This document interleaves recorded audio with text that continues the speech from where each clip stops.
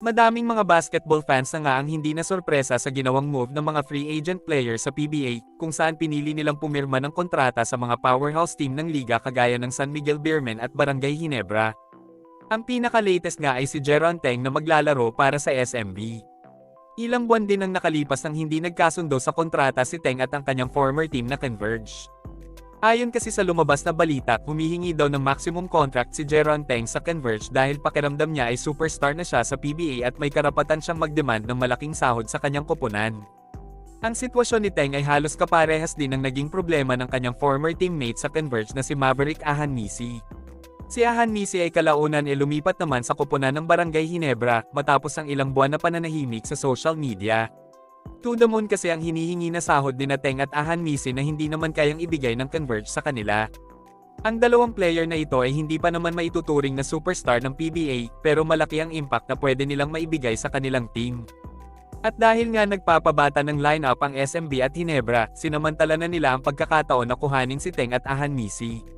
Para sa koponan ng San Miguel, nalalapit na ang pagretiro ni Marcio Lasseter at Chris Ross na kasama sa Death 5 ng SMB.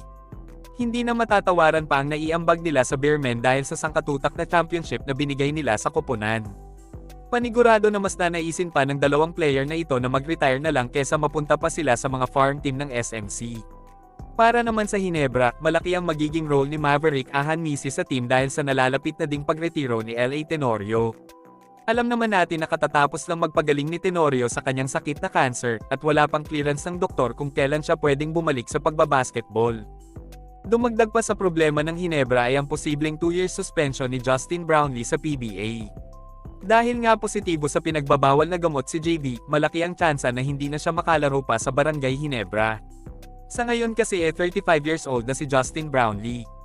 Sinabi naman ni Team Governor Al Francis Chua na naghahanap na sila ng replacement ni JB habang nag-iintay sila ng desisyon sa magiging parusa kay JB. Samantala, natapos na ang kontrata ng PBA sa TV5 kung saan mahigit isang dekadang pinalabas ang mga laro ng liga sa nasabing network. Nakahanap na din ng bagong tahanan ng PBA kung saan ipapalabas na sila sa A2Z channel. Madami ang nagsasabi na nalugi na daw ang PBA at hindi na nila kaya pang magbayad ng airing sa TV5.